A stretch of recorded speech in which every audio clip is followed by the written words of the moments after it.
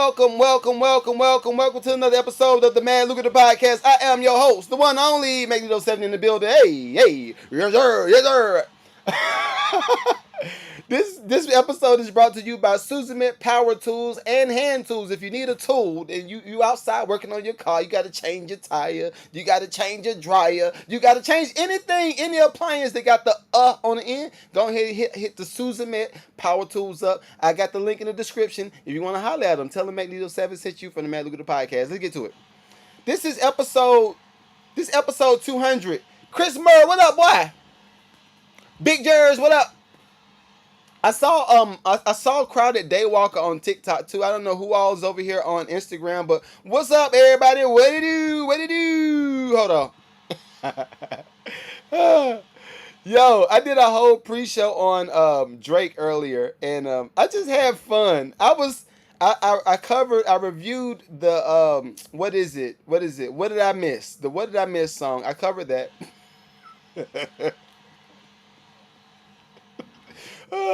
And if you do want to see the pre-show is on Patreon. All right, so everybody go to Patreon. Y'all can see the pre-show over there, and then independent artists, and I got a lot of other stuff over there. But this is what I think. Hold up, Pastor Seven. What up, Pastor Seven? What do you do? Big Terry Cooper. What up? Yo, so I listened to the Drake song. All right. This is the thing. I listened to it. The name of the song is "What Did I Miss?" And I said, "Who's gonna tell them?" Who's gonna tell them? Because if you don't know, I don't know. I guess I don't know. So I listened to the song, and I felt like the "What Did I Miss" song lacked luster. That was a nice little SAT word. all of my college professors be like, that's the easiest words in the world. I'm just saying, in this context, I never use it on this platform, so it's a new word, SAT word. I felt like the Drake song lacked luster. I feel like he's just dialing in stuff right now. And honestly, okay, this is, and I posted this on Patreon. I'll post it here too. I think right now, the best thing for Drake would be go take a break. Just go chill out for about a year or two. Don't be on IG showing your abs off. Because we know about the abs. Now, I ain't gonna front. Okay, let's start a poll right quick. All of my dads, they got the dad bods. How many of y'all will actually etch your abs like Drake got his abs etched? And I was told that LL Cool J, K on the Lucrative Love said LL Cool J etched his abs too. I don't believe it. LL has been like that guy for a long time, so I'm never gonna believe it. I'm not gonna believe it. But yeah, Drake doing too much right now. He's doing too much, and it was honestly, it feels like you know how somebody will go to the party. Not a Diddy party either. I ain't talking about a Diddy party. But you know how people will go to a party and they overstay their welcome and they stay a little bit too long. I feel like everybody had got drunk at this party, whatever party Drake is at currently. Everybody got drunk and they left, and he's still there. It's just like, dog, go home, bro. Just go home for a little bit. You can come back. But just go home for a little bit, because you doing some questionable things. So, thoughts and prayers to Drake, man. Thoughts and prayers. Big Reg, what up? Oh man, but this was a pretty eventful week. I did talk about the Puff trial earlier this week, and I'm not gonna hash it out more today because I don't want to make this a long drawn out pod, especially talking about that type of stuff. It was some other things that popped up on my algorithm that I want to make sure I addressed. That's a little bit more, I don't want to say interesting, a little bit more important. Case in point, Young Noble, R.I.P. man, R.I.P. Young Noble.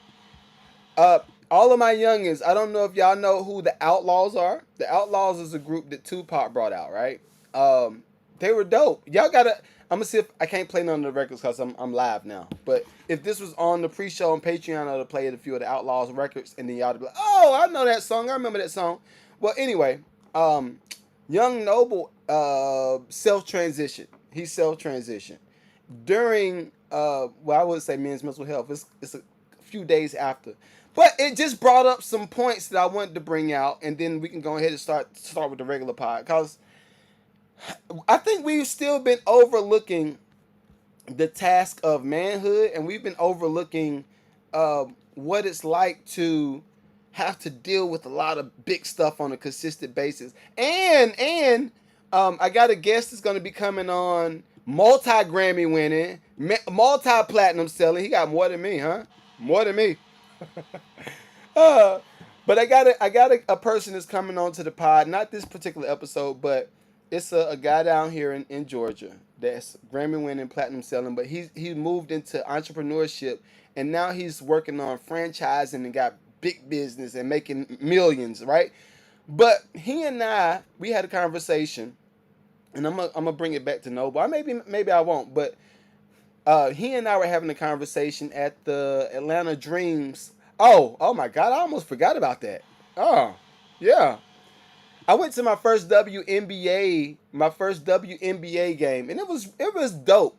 Honestly, I don't think I've ever been to a basketball game. I know I've been to a Carolina Panthers game. I've been to a Braves game. I've never been to a basketball game. This was pretty cool. But before I get to that, me and the guy that has this business, we're talking about industry, industry war wounds, and he was like, "Yeah, well, with the business, nobody cares. Nobody cares who's winning. Nobody cares who's eating. Everybody's out for themselves." I was like, "True." He said, "So when it came to music business and entrepreneurship, I had to pick entrepreneurship because I had a family." And I was like, "Me too."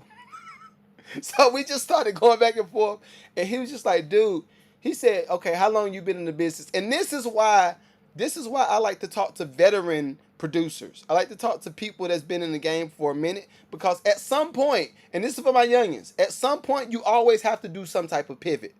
The pivot always comes. You can't avoid the pivot.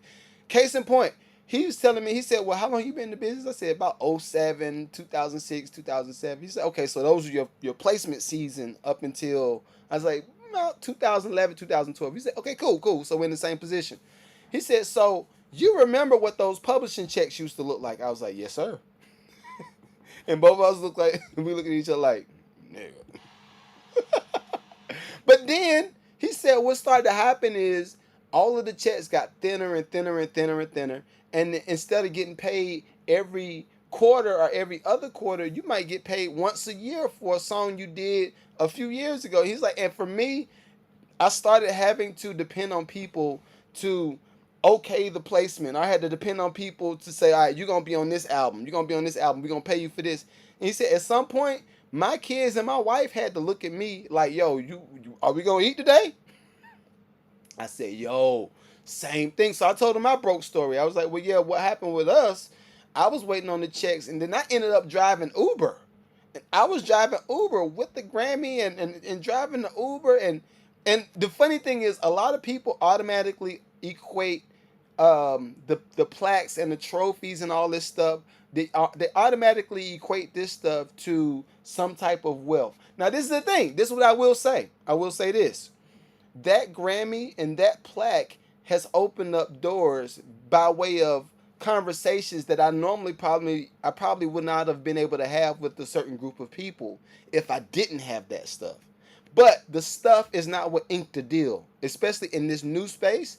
That Grammy don't ink the deal in my podcast world. You still have to go do the work, right? I started this podcast, and I had like 1,800. I had 1,800 subscribers from when I was doing beat making videos back in 2009, 2008. Y'all go look it up. 2009, 2008, I was already uploading stuff on YouTube. Then I took a break because music business started giving me a decent amount of money. So I said, "Oh, we get some money in music business. We good. I don't have to do none of this. I don't do none of this." Little did I know, little did I know that all of the stuff that I'm doing now, if I would have kept it going, I would have just built the platform that much bigger and that much more stronger, where people would have wanted to do more partnerships with me now in the back end. Versus, I started this podcast I started the podcast in 2021, roughly. Now we got 32,000 subs. You're 32,000 subs on IG. Now we sitting at 47,000. So this is the thing. All of this stuff has taken a great deal of work. It don't stop, right? But going back to the story, I was talking to the guy, and he said, "Yeah, well, even with this, the health, the mental health that you go through, because the industry just keeps on, it'll bash you. I don't think a lot of people know how to exit the business." And that's why I brought up the whole Drake situation. I feel like I feel like somebody in his corner needs to let him know, yo, it's time to exit. Even if it's not a permanent exit. It don't have to be a permanent exit because Drake will forever be Drake, right? Just like Puff will forever be Puff. Let's tell the truth. Tell the truth. Drake will forever be Drake, right? So if he just takes a break and go do some other stuff, I don't know, hell, go do a lifestyle show, or go flip some houses, or go do something else that allows people to see you in another light. So if you do, when you do bring music back to the table, you not only have already built the new platform that people know you for, but you still got the Drake brand. Why am I doing the Drake coaching call? I ain't giving Drake no coaching call. He already got it. People already know this. Maybe they don't. I don't know.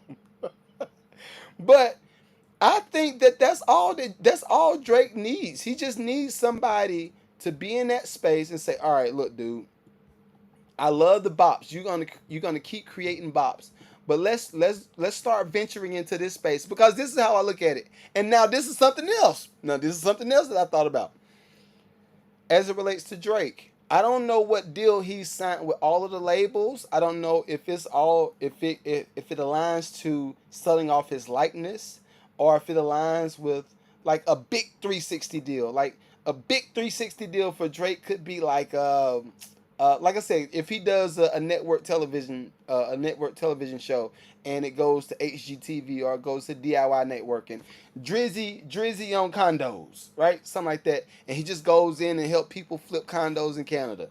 And everybody know, if y'all did not know, I'm gonna just put y'all on the game. Most of those shows where they flip houses are based in Canada. Most of the hosts from those house flipping shows come from Canada. The brothers, y'all know, I can't remember the twins. The twins come from Canada. A lot of them folk come from Canada. So flip some houses up there. Now, this also gives you the opportunity to sync your own music on your own show. That also gives you the space to create products like selling pillows. All of that stuff. I think Drake was selling candles and all that. It was weird because there was no other platform that stuff could have gone on. If he starts working on some other type of show, now you got other spaces and other avenues to spin your product. I'm just saying, my 2 cents. But I think the music business should start providing people some type of exit um, therapist. Call it that. Exit therapist. I don't want to say exit strategy, because we all know the business wants to own you until you die. That's the way this works. They don't want you to create new products. They don't want you to ever be able to get out your deal. They want to forever own whatever you got going on.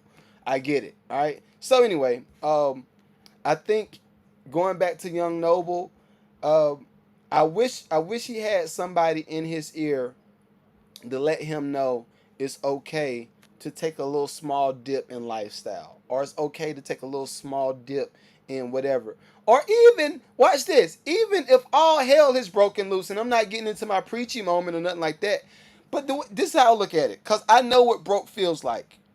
I know what broke on different levels feel like too. It's a different level of broke when you've already touched. Let's say you touched $10,000 yesterday, but now you got $500 left over. What you did to do that, I don't. That's on you. Whatever you did to do that, that's on you. But the idea of having it all and then it all being snatched away. If you used to be on tour with Tupac, you know it was some money there. You know it was some good money over there. So I think we just need folk to check in on people. It's a big hit. It's a big hit that you take from going on tour with Tupac to being working at Walmart, or going to, and I'm not saying he was working at Walmart. I'm just saying, like, if it was a big hit in lifestyle, that's hey. I would blame, honestly, and I know a lot of people say, well, nah, they just need to own their stuff. They need to own whatever they do. I would say this. I would even step out there and say this. It's so many people that get caught up on living the lifestyle of music business where you start forgetting about the regular life that should exist after music business. They get caught up on living the lifestyle of music business where you forget about the life that you should live after music business. Because it's so many different options to life in general. But I think what happens is the business, what's good, what's good, what's good. The business keeps telling you, yo, do another hit. Give me another hit. Give me another one of them joints. Where you just start to forget about life. You start to forget about the things that you really, really need. So, R.I.P. the young. R.I.P. R.I.P. R.I.P. We gonna get to this. We gonna get started. Speaking of, speaking of missing out on life and missing out on the things that you need in life, I want to pull this clip up. It's an artist slash producer. He a big boy too, but artist slash producer that came up on my algorithm, and he was talking about how the business would feed you all of the ideas where you need this, you just need another hit. You need this, you just produce another hit. It's really trying to make you a robot. But I want to bring this to the forefront. I think this is a good clip to cover. And let me see, what's the name? I don't know if they put his name on here. All right, I don't see the artist or producer's name. If anybody's watching this on YouTube and y'all know who this producer is, please make sure you tag them, because I definitely want to make sure that everybody gets their credit on the pod. I'm not just covering stuff and trying to take people's credit. All right, so look at this, and let's talk about this right quick. He looked like Lavelle Crawford for real.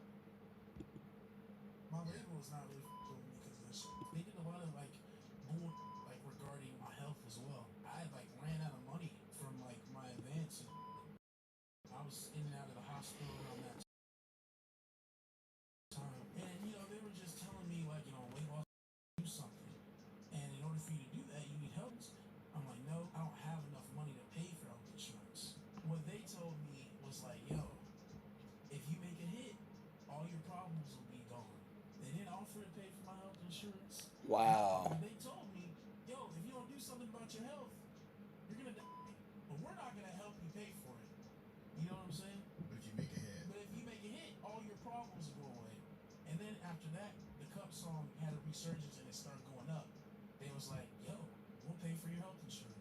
That's trash. That's trash. That's trash. So y'all heard that, right? Y'all heard that. Now this is the thing. This is how I'm looking at all of this stuff, and this is why I'm pro independence. I'm not against labels. Yo, thank you. And who is this? Who is this? Who is this? G Crazy said you got your appendix removed. Yo, I'm glad you good, bruh.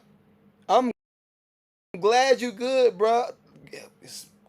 How long does it take?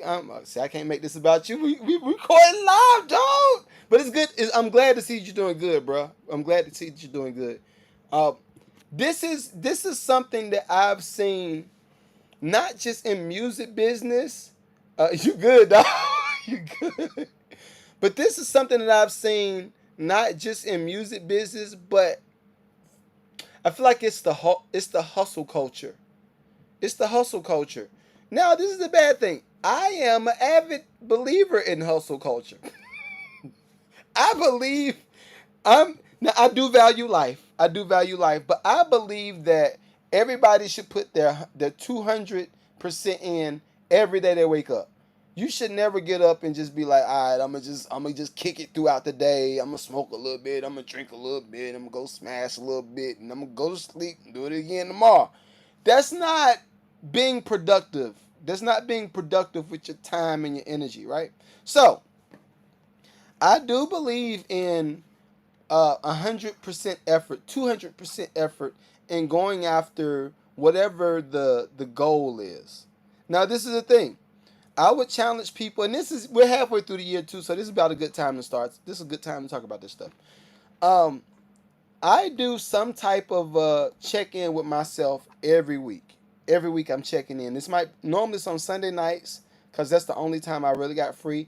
This is why I wanted to change. I have something called the Lucrative Community where I was coaching people every Sunday night. Every Sunday night I was coaching people. But what I learned is this. when 2025 hit, I was like, all right, I'm gonna just try to do one mastermind a month, and then if y'all want to reach out to me, y'all can reach out to me directly. But we're gonna do one mastermind a month, and it'll be the same membership, and I give y'all discounts and all that kind of stuff. Right, cool. What I learned is I needed that Sunday evening to regroup. I needed it to regroup because I get up at 5 every morning. Now this is the thing. Some of these influencers be bragging about getting up at 5. I'm not gonna brag about getting up at 5. I don't like to get up at 5. It's just I'm programmed now to get up at 5 because I got to get whatever done. And now I also have a 9 to 5 again too. I got 9 to 5 again too. So it's not just all content. And this is what I'm gonna tell y'all. This is I'm gonna be honest. I'm gonna be 100% honest with you. The reason I went back to my 9 to 5 was this particular conversation right here with Buddy with the healthcare. All right. What I was looking at is I was like, I'm happy. I'm happy creating content. I'm getting up every day. I'm making beats. I'm in the studio. Instead of being in the studio a few hours a day, I was in the studio 8 hours a day plus. Studio 8 hours a day plus. Whether I was making beats, creating content, doing coaching calls, doing consultants, doing strategy set, doing a lot of stuff. Right now, this is the thing. I enjoy the money was great. You start to see the subscribers go up. You start to see the income coming in. You start to see uh, all of the development in business that you want to see. Thank you for all those too, bro. You start seeing all of the development for business, but what started to happen is I was starting to neglect not only health, but neglect family, neglect some of the other things that we should value with life, right? And it was all about the bottom line. I got whiteboards everywhere in my basement. I got 1,000 whiteboards in my basement now. Is one in the studio, one in the gym, one in the content room B. We got some upstairs. Whiteboards everywhere, right? Everybody in my family is focused on getting to the goal, but then as a leader, I was like, okay, I need to figure out how to get us a little bit of balance, at least a little bit. And I said, okay, what was starting to happen? And this is the catch 22 in being independent and being a content creator. I was having to pay roughly, let's put the number out there, $1,400 to $1,600 a month. $1,400 to $1,600 a month is what I was paying in health insurance, just health insurance, when I paid for it privately, right? Now this is the catch too. This is another catch. Every company, anytime something would happen with my daughters or my wife, whatever, if they had to go to the doctor, the deductible was ridiculous, right? They say, all right, well, yeah, Mr. Crawford, what you need to do, you need to make sure you get this, and you get here, and your deductible is only $500. I was like, well, wait, I'm paying, or your deductible is only $200. I was like, okay, wait, I am paying you 1,600 to $1,400 a month. Why am I paying this high a deductible? They say, well, you're not your association. You change with different associations. You got, and it was just a lot of mumbo jumbo. But everything I was thinking, think about this, and this is what all of the people that's online, this is stuff they're not gonna tell you. If you're paying for your stuff privately or independently, it's gonna be more expensive, and you're gonna have a high deductible, and not only that, you're gonna get the trash insurance. So you paying 14 to $1,600 a month in insurance, and you got trash insurance. Put that together, all right? Now, who does that hurt? Who does that hurt on the back end? Because if you look at the entrepreneur, the guy that's running the business, okay, I gotta pay this bread, and that's bottom line. 1600 is bottom line. So look, watch this. Y'all know how content creators and YouTubers and everybody be talking about, oh yeah, we getting money over here. And I see some of you. I see a lot of y'all got some cases. I see, and I've been saying this. This was like, yo, I would rather go the slow grind. I'm gonna go with the slow grind every day of the week. I'm not. I could care less about fast tracking something. I don't. Run the play. No. As soon as a content creator says, yo, all you need to do is run a play. That whole Navy Federal stuff that they were doing during the pandemic, no, I'm not gonna run no plays. I'm gonna get it the slow way, so I can assure that my freedom is not gonna be at jeopardy. That's how I look at this stuff. So anyway, imagine your bottom line being 1,600. You got to make that first. This is before mortgage. This is before power bill. This is before gas bill and gas in your car and car insurance and phone bills. And this is all before that. Your bottom line is 14 to 1,600. Now, if y'all don't think that's a lot, all right, cool for y'all. That's beautiful. I'm glad you're in a position. Hold on, let me give y'all a clap. Cause I know some of y'all capping, but I'm gonna still give y'all a clap. But if they said that's what you get for this amount of money, okay, cool.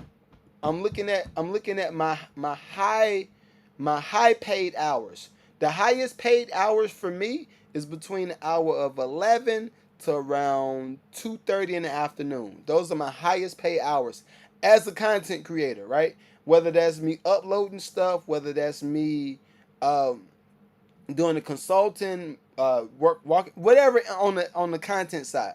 All right, 10 to 11 is my highest. I mean, 10, 11 to 2 is my highest paid hours. All right, cool.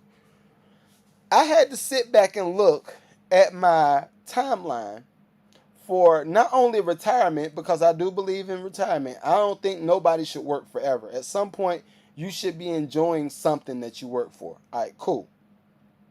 I said, okay, I can afford to trade my time for from 7 to 3. I can afford to trade my time from 7 to 3 if I can create some type of automation system that allows the content to keep flowing.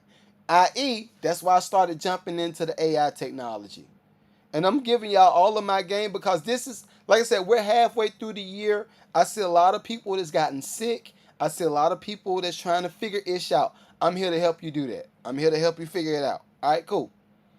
So I said, all right, halfway through the year, I can start to trade my time. And I went back first of I went back in November. I went back to my 9 to 5 in November. All right. Nice 9 to 5, by the way. But I went back in November and I said, all right, look, I know y'all said y'all was short some people. I know y'all enjoyed me being in the office. And you got to know what you bring to the table too. Like, I am really, really good at doing my job.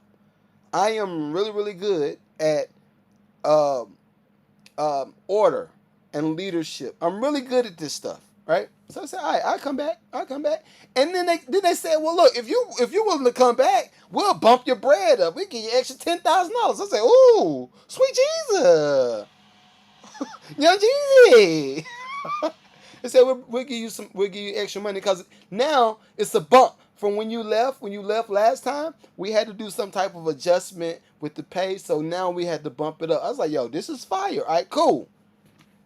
That's that. Now, just from me going back to the 9 to 5, it allowed me to pay, I think, about $200 comes out of each check. That's not a lot of money. 200. Watch this. Watch this. About $200 comes out of each check. And that pays for me, my wife, and my 2 daughters. There's 4 people on insurance. When they go to the doctor or they go to the hospital, they say, "Oh, you got the best insurance in the world. Your deductible is like $20." Or better yet, depending on where you at, if they go for like eye doctor, and this is stuff. Like I said, this is the stuff that we got to think about. This stuff we got to think about it. I don't care if you 20, 30, or 40 or 50. You got to think about this stuff. You can't wing it. I don't have nothing against. I don't have nothing against how I grew up, but a lot of the people that grew up in the hood, and I'm not saying I grew up in the hood. My mom did a great job, right? My mom did a great job. So I have to preference. I have to reference what I'm about to say by saying this first. Did a great job, but when it came to certain health things, when it comes to dentistry, when it comes to um, eye doctors, doctor's visits, a lot of the times when you grow up with a little bit lesser than, you sacrifice being able to go to the doctor for the entrepreneurship. That sounds stupid. You sacrifice being able to go to the doctor for entrepreneurship. For me, that'll never. because I've had to do so many things in the health category where if this one little thing would have just been set up in place, we wouldn't have had this issue over here. So we halfway through the year. Halfway through the year. I want to make sure everybody that's been doing content, yo, make sure you good on your health. If you're doing content, make sure your eyes and stuff is good, make sure your hearing is good. Fine. If you don't have a job, and this is I'm one of them content creators, I'm gonna tell you the opposite. Everybody says, well, you just need to go all in, do everything all in. Okay, I've done all in before. All right, I'm gonna tell you this. All in is great, right? But I think the start, and this is the all in start. You need to make at least $150,000 to $200,000 a year. $150,000 to $200,000 a year to go all in, right? I'm gonna tell you why. If anything happens with anything, whether that's health, I just told y'all about replacing all of my stuff. I had to buy a dishwasher, stove, an oven, a refrigerator, and a dryer. All this year, in a matter of 2 months, 3 months, I had to pay for all this stuff, right? Thank God it hadn't been no other health stuff that came along with that, because now I got to pay for this and that, right? When you're an entrepreneur and you're making under 100 or under 150, how is your lifestyle? What type of food are you eating? How is your sleeping habits? How are your relationships with people? When you go around people, are they looking at you as the needy person that ain't got no job? Think about that. When you go around people, are they looking at you as the needy person that ain't got no job? And if you ain't got no job, then I don't need to be around you because you about to ask me for something. We got to learn how to read the room. You got to learn how to look. When people look at you like smut, this is why they're doing it. They're never going to tell you the truth. I'm one of the people that want to tell you the truth about yourself. The person that told me the truth about me was my wife. My wife was one of the first people to tell me the truth about myself. This was probably, and it's a pivotal conversation, the most simplest conversation that we had. Simple, and keep in mind, I've been with my wife since 2008. We got married in 2010, 2011. We got married. So we just celebrated 14 years of marriage, right? In June 18th. Conversation we had years ago, long time ago. I said, yo, and I'm from the church too. I said, I need to pray. I need to make sure I pray about getting some money. I got to pray about this. She said, why are you praying about anything? Go get some money. Go get a job. And I was like, oh, good point. Because I wasn't even thinking in that space. Because you got to think 2000, 2010, 2011, 2012. Those are high paid music business years for me. So I was always waiting on the royalty check, and I was always waiting on the publishing check to come. But stuff started to happen. I'm gonna tell you the first thing that happened. It was a townhouse that we were renting, which I was behind on rent back then. But it was a townhouse we were renting. This was probably back in 2012. 2000. What up, Kay? What up? What up? It was a house. It was a condo we were renting about 2012, and something happened where I got stuck on the first floor. Now the studio was fire. Put bread into the studio. Everything was dope. That was around the time where all of the cars and stuff was getting repoed and all that stuff. Around that time. All right, cool. Well, I got stuck on the first floor because we had a little makeshift gym down there, and I was like, well, I got to get diesel. I think I was about to go meet 50 Cent. I was about to go do something. I can't remember what it was. I think it was about to do something with 50 or with Hot Rod or something over there. And I got stuck on the first floor because I'm very driven and over the top when it comes to everything. If I say I'm gonna eat broccoli, what was I doing? I was eating uh, broccoli, chicken, and asparagus and grapefruit. I was eating that for all 3 meals out of the day. Breakfast, lunch, and dinner. That's all I was eating. Well, I did not know that you could damage your pancreas. You could damage your pancreas doing certain things. I didn't know. Right? I didn't know that stuff. So one of those mornings I went down to the basement Not this basement, years ago basement. I went down there, worked out, and then it was like a cramping feel, and I couldn't get back up to the third floor. All our bedrooms was on the third floor, kitchen and all that stuff was on the middle floor, garage, and y'all know those townhouses. I got stuck. I had to call my wife on the phone and say, "Yo, I got to go to the hospital." I've never been to the hospital, like ever. I've never been like not for that type of stuff. And I don't ever ask nobody to take me to the hospital. Never. This is something I didn't do. I was like, I'm gonna tough it out, thug it out, right? This time I was like, nah, I gotta go to the hospital. I was like, I'm about to die. I think I'm going to die for real. Like, it felt like it was over. Jesus gonna take me back to glory. Take me back to glory. Out of here, right? So she was like, well, what's wrong? I was just like, I can't talk. I don't know what it is.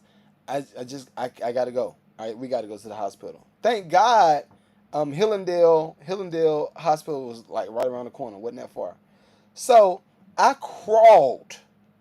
I crawled into the Nissan Sentra that we had. Crawled in that joint.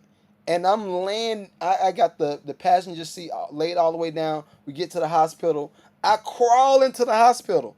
I could not walk. Imagine that. A big A 200 and some odd pound Negro crawling into the hospital. Right? What's the first thing they say when we get to the hospital? Who's your insurer? Who's your insurer? No, we just need to know who's your insurer. Keep in mind, now watch this. They asked who the insurer was, and I'm broke.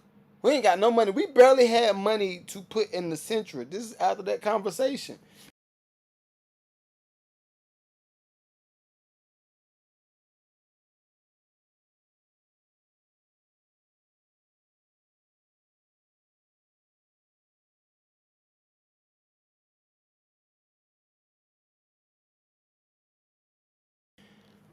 They said, who's your insurer? I said,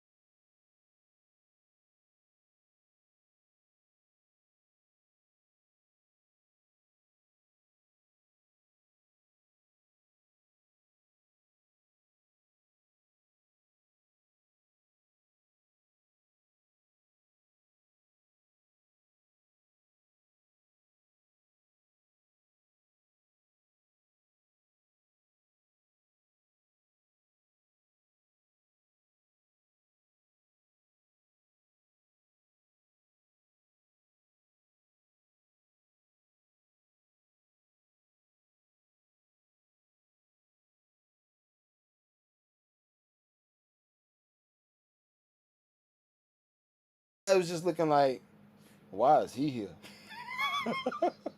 And look, y'all know me. I'm always like this. How you doing? How you doing? How you doing? But everybody in the wake office is like, why is he here? I'm like, me? Me? Oh, men not supposed to be in here. They're like, not if you want her to get that money. So like, I don't get it. So then it was one little lady's office. I don't remember the lady's name, and I don't even know if my wife will remember this story. But it was one lady. We went into the office, and they were saying, okay, you're applying for WIC, Women, Infant, and Children. Women, Infant, and Children. If y'all never knew, that's what WIC stands for. So she says, okay, well, we can get you some milk. We can get you the milk for the baby. We can get you a certain amount of food on food stamps. We can get you for a certain amount of this, and this. But does he stay with y'all? And look at me. I'm like, yeah, I stay here. What do you mean? Like, this my wife and that's my daughter. What do you mean? Well, if you want, if I understand, I appreciate you being noble, but it would mean more if you were not in the house. I was like, oh. They said, okay, yeah, so she gets more if you're not in the house. And I was like, okay, well, if she gets more and I'm not in the house, what does that mean for me? What I need to do? And that's what it was. Just all of the systems that's in places was clicking. I was like, oh, you're incentive. And everybody be thinking that the super, like Dr. Umar, y'all think they be talking. No, I'm telling you from a person that's lived it.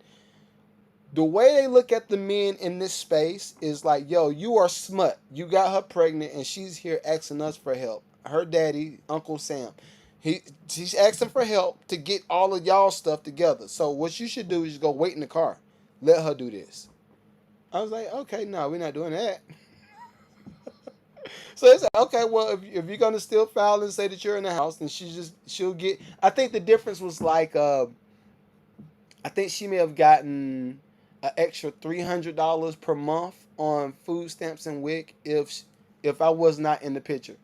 When I am in the picture, it's more like $150 to $200. I was like, this is stupid. After that day, I was like, all right, I got to go harder. I got to go harder. And I ain't gonna front. Those moments is what always pushes me to go harder.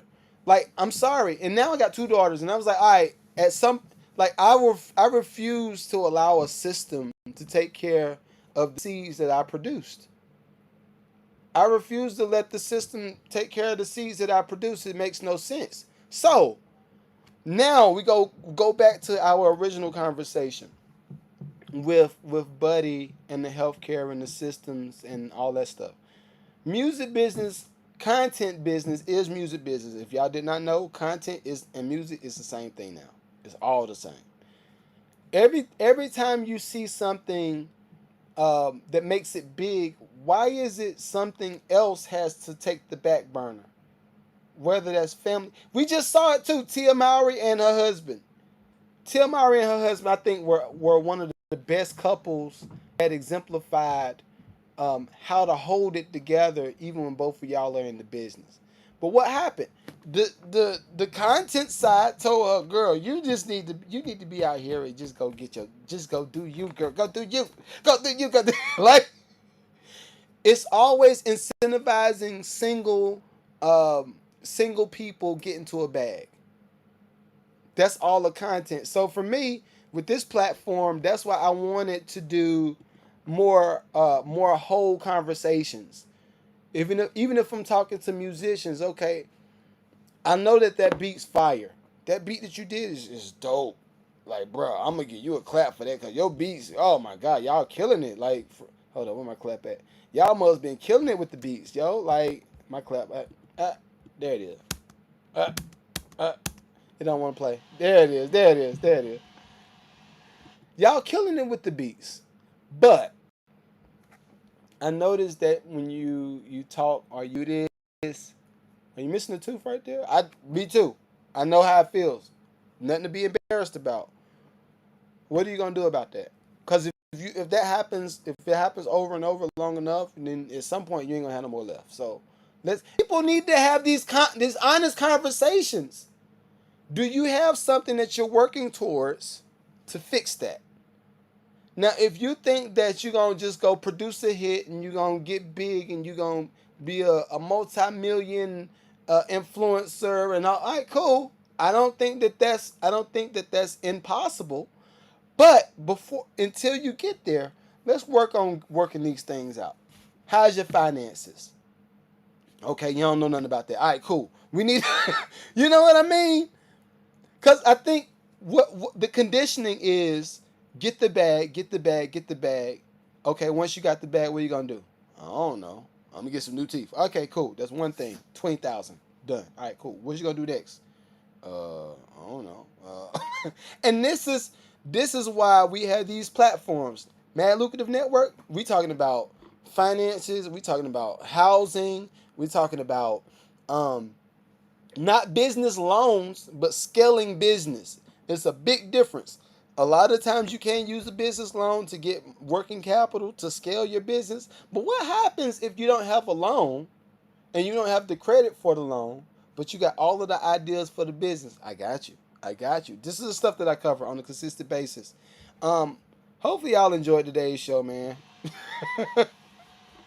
Told y'all wasn't gonna be no long one. Told y'all wasn't gonna. After we hit 200 episodes at 201, I was like, nope, we're not gonna be doing hours and hours and hours. Nope, nope, nope, nope, nope. But if we got any questions in the chat, or y'all got anything that y'all want to talk about, let me know. Um, I guess while I'm waiting for people, we now have a deal going on where we're going to be selling ad time on all platforms for a certain amount, right? And I'm not going to give y'all the amount, but we're selling ads on all platforms right now. I have personally, we got Yummy Language, we got the Mad Lucrative Podcast, we got Lucrative Love, we got uh, uh, beat making sessions. That's more specific, and then we got my wife's page. It's 100,000 some change. We have a lot of deals going on where we're selling ad time or sponsor time. So if you want to get in with that, make sure you send me a email to Mad Network Ads. Mad Network Ads. Mad Network Ads. Let me see. G Crazy says, got any tips for starting to make money from selling beats? Sure. So if you want to start making money from selling beats, I would tell you. Now this is the thing. Are we talking about making money over a long period of time, where is money consistently coming in, or are we talking about money like quick hits? Are we talking about the quick hits or the overtime money? Because this is two different options. If you're talking about the quick hits, I'm gonna tell you to do the whole. And I don't even like to do it personally because I'm just more of an elitist now. I just don't like to do it. Either one. Okay, cool. If you want to make money from selling your beats, I would encourage you to make sure all of your stuff, your preliminaries, is set up first, right? Publishing company with ASCAP or BMI. That's the basics. Publishing company with ASCAP or BMI, and writing with ASCAP or BMI. Set that up first. Start creating content. Every time you create content, every beat that you post the beats, post clips, post snippets of beats, but not just the beat. The still shot beat thing is dead. That don't move people no more. You got to show people you making the beat. Do the call to action on the beat making videos. Every time you post a beat, you say, okay, comment big ones, right? Comment big ones if you want this beat, right? And then the first time you start getting into it, do a buy one get one free. Do a BOGO for the first sale of the beats, right? Now start getting people to create more content around those beats that they just bought from you. Actually, what you could do, I don't know what type of sound you got. You could get a beat, just post a beat on social or a group of beats on social. Say, I'm gonna do a beat series. I'm just giving you some game, right? Just giving you some game. Say I'm gonna post a beat every day on socials, and then tag the top 5 independent artists that you think could kill this beat. I do some of this stuff still, but I changed up my routine a little bit. After you do that, sign up for something called mini chats. Write it down. I'm giving you the game. Sign up for something called mini chats. Mini chats. What mini chats does, it catches all of your traffic and it does all of your call to actions in one bang. So all you got to do is post, and as soon as you make the post and you say comment bad beats or big beats or fire beats, as soon as the people comment fire beats underneath that post, then your mini chat is going to respond to them in the inbox. Once your mini chat responds to them in the inbox, now your lead system is starting to be generated. The lead system is going to push them to whatever you got the automated system going to. So if you got a beat site, and this is why I do master classes too. So just this is just like a penny worth of master class that I'm giving you right now. Once the mini chat starts to tap into, hey, what's going on? Once the mini chat starts to tap into the comment section in your on your beat post, now it's gonna send them to the beat website. Once it sends them to the beat website, now you need to have another system that allows the people to say, okay, I'm gonna download this beat for free, but I'm gonna buy this beat. It don't matter if they download, if they create 1,000 emails, because I've seen people do this, and y'all think y'all be slick, but I see y'all IP address every time y'all do it. I see it. What people will do is they'll create a second email. They'll buy one beat and then they'll get one free. Then they'll create another email, buy one beat, get one free. But guess what? You're still collecting money off of the sale of the beat. You're still collecting the money. But also, since they're buying two at a time, now you're getting more of your repertoire out there in the streets. So now, if you group your social media platforms of you creating music along with your automated system with AI, along with the lead system that you're generating from the website, from the beat website, now you're gonna make money back to back to back. I'm not gonna tell you how much I made last year. Let's say it's a good amount. I could have bought a Tesla with what I made from just the beat side of things last year. And this is the thing. I want people to, and this is, it's so much. God dang. What happens is music business will encourage you to keep going to get a Corey LeRae placement, or keep going to get a Lotto placement, or keep going to get an Eminem placement, or keep going to get a whoever placement, right? The thing is, when it comes to the big artists that have these names, they're going to bust down the publishing. They're going to bust down the publishing. So you could have made 100% of the beat, but if you got an executive producer that's Timbaland on the album, well, no, now your 100% of the beat that you made and you would have collected 50%, now that percentage is getting cut to 25%. Now your percentage is getting cut to 25%, right? That's just on the content. That's somewhat on the content side. There's so much more to it. It's way more to it than just what I'm telling you. But it's a lot. Is this your kid important in all of this? I'm glad you asked. No. The most important part, and all of my musicians, come close, come on, pull the chair close. All right. The most important part out of all of this is making sure that you have all of your publishing and all of your royalties and all of your, what is it, MLC? MLC, look that up. MLC and any way that you could collect money from online, make sure all of that stuff is set up. I don't give a F about DistroKid. I don't give a F about Steve. I love you. I love you, Steve. It's not personal. But I don't give a F about United Masters. I don't give a F about none of that stuff. All I care about is, do you have your systems in place to collect your check, right? Because what's going to happen is, the digital footprint that you're creating from putting so many beats out. Inevitably, somebody like Timbaland is going to take the idea. They're going to throw that joint in Suno, and it is what it is. The way I brace a lot of those hits, and this is normally my Patreon conversations. I might have to cut this out on YouTube. I might have to do that. But what I normally do is I will do 1,000 beats. I think last year I did 2,000 some odd beats, right? I was doing like 10 beats a day, something like that. Bam. Put them joints out.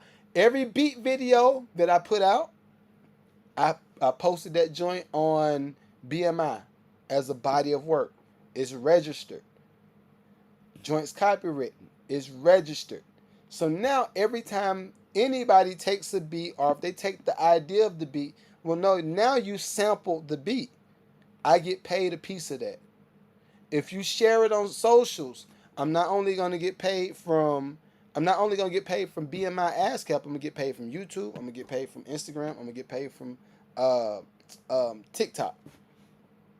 Not only am I gonna get paid from that, now when you do it like I'm telling you to do it, you start to build a platform that now has some type of equity with a certain listener. When you got a certain equity with the listener, now you can say, who's the company I just did? Suzamet. Suzamet, the tool company, right? I'm not gonna tell y'all what they paid.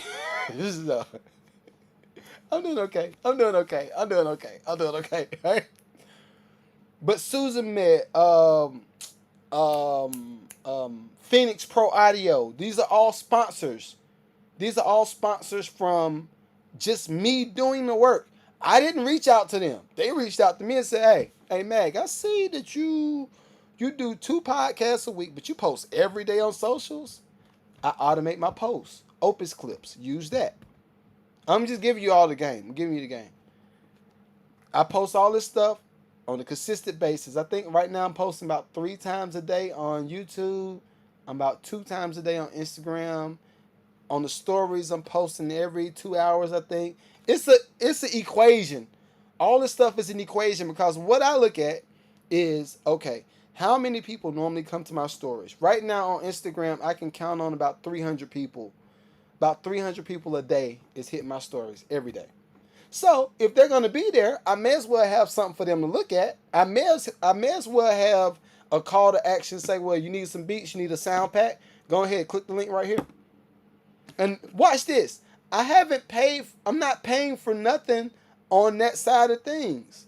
It just organically builds. Now, this is the thing. If you don't have if you're a person that needs validation on a consistent basis and you need somebody, oh, you do your thing, this ain't gonna work.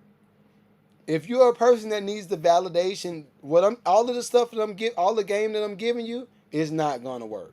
It ain't gonna work because I'm gonna be real with you. I'm gonna be real with you. During the first half of me building this podcast, and even now, if you can see the live ain't thick right now. But and what something else, depending on what day and depending on the topic, the live can be thick. We did Lucrative Love podcast Tuesday and had 3,000 people that hit the live. This number stayed at hundreds.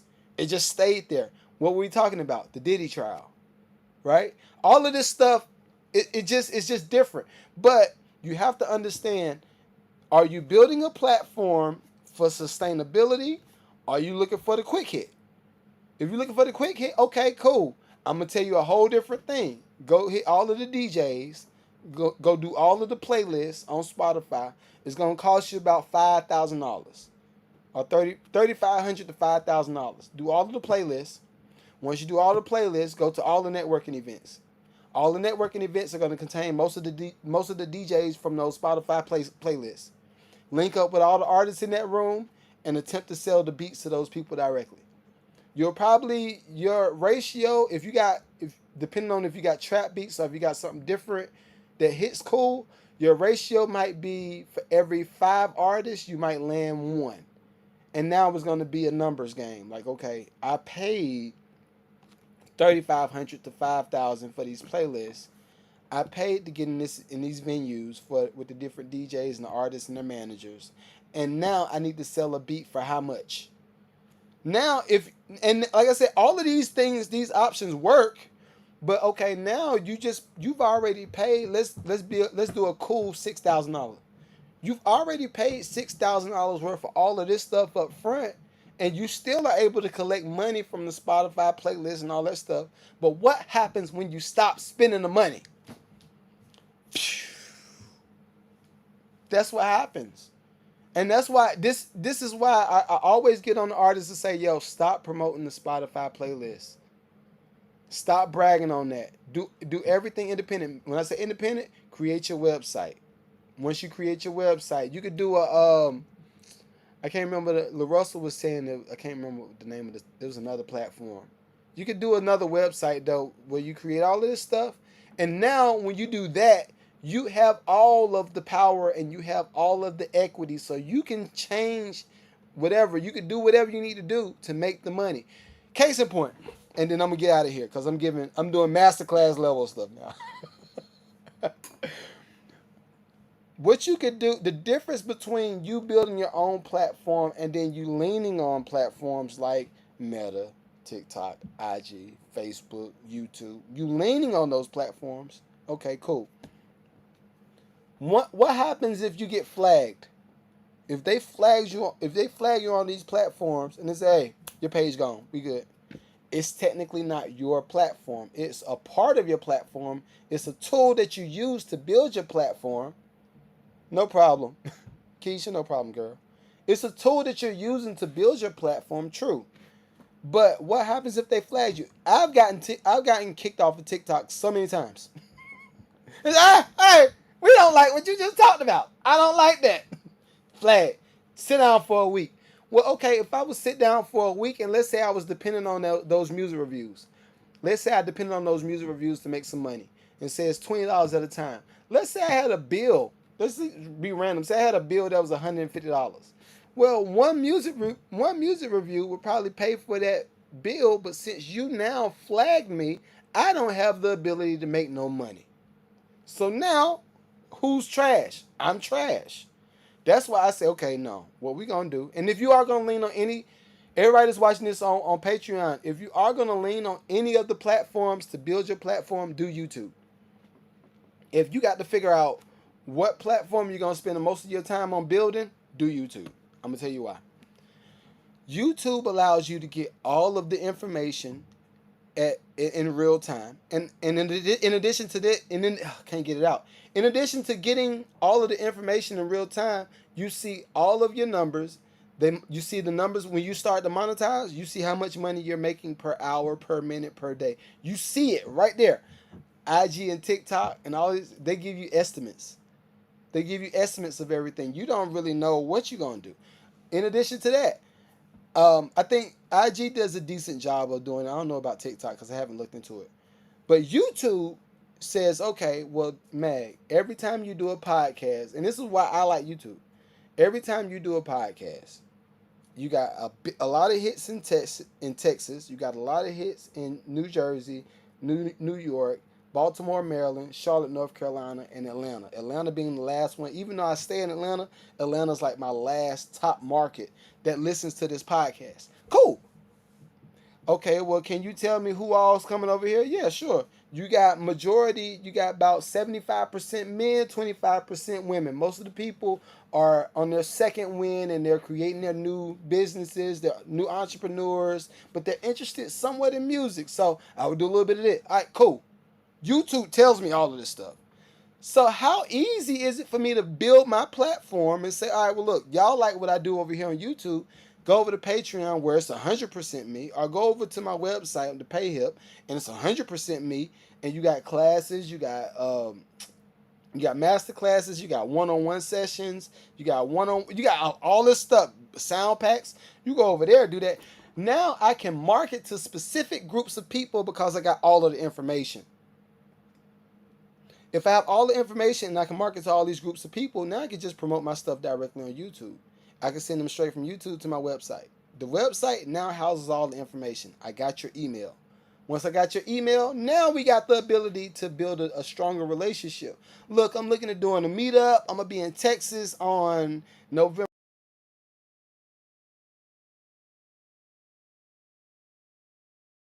8th through the 10th. Would you like to link up? We could do a student session. We could talk about business. I could give you some advice. I can do all of this stuff. YouTube tells me everything I need to know. I don't have to guess. Guess what? I can start promoting to that specific group of people at a specific time for the first 3 weeks before I do the event. What's the chances of me packing out that event? High. Very high chances. Versus if you go to Spotify, they'll say, oh, you got 1,000 people in the US. You got 1,000 people in Europe. You got 1,000 people in Africa. Okay, what parts? Are we talking about Ghana? Are we talking about Paris? Are we what parts? Well, that's for us to know. And then watch this. This is one last thing. I can talk about this stuff for hours. But one last thing. When it comes to all of the numbers that you get and all of the marketing techniques that you're going to use to promote your business, when it comes to Spotify, they're gonna promote ads and all this stuff in between your music, in between your podcast. They're gonna promote all of that. They're gonna get the revenue from the ads, and guess what? They're not gonna pay you nothing. Spotify don't do no profit sharing when it comes to ad revenue. YouTube does do profit sharing when it comes to ad revenue. Case in point, and we gotta get out of here because I'm way over now. If you have a podcast like right now, I'm talking about business, right? I'm talking about business, sustainability, all that stuff. Cool. It'd be so easy for a company to say, okay, well, this particular episode with Magneto 7 on the Matt Lucrative podcast, he's talking about health insurance and musicians having their finances together. We're going to go ahead and run a Aetna insurance commercial in between this. Are we going to go ahead and run um, um, diabetes commercial? We're gonna run some commercial pertaining to health on this podcast, and then if he gets a certain amount of people to buy our product, we're gonna do a little bit of kickback. We're gonna give him a little bit of money for bringing these customers over here to us. And guess what? That's what the AdSense check comes from. Profit sharing. But not only that, when you have your own platform, somebody like I have a few local businesses that comes to me and I promote it on this podcast. Safe Tire Auto is one of them. Safe Tire Auto is right down Lawrenceville Highway. They said, look, you could bring some people to over here. How much is that worth? I said, give me $500. They said, oh, five? That's it. When I went to the news station, they said it was gonna be $2,000 for a 30-second ad. You gonna charge me $500? I'm gonna charge you $500 for the month. How about that? About $115 a week, something like that. How does that sound? Oh, yeah. And they're gonna sign up every time. Why? I have something of value that can benefit these people over here. If you can do the two, you got to do the two. But it's a slow grind. I ain't gonna front. It's a slow grind. So hopefully y'all enjoyed today's show. I enjoyed bringing this to y'all. I enjoyed it. And if you did enjoy it, please make sure you subscribe to the Mad Lucrative Network, Mad Lucrative Network on YouTube. And then if you like these conversations, because I don't do these on YouTube all the time, go ahead to the Patreon, huh? Hit the Patreon, hit it up. All right, but anyway, I'll see y'all. All right, see y'all. Bye.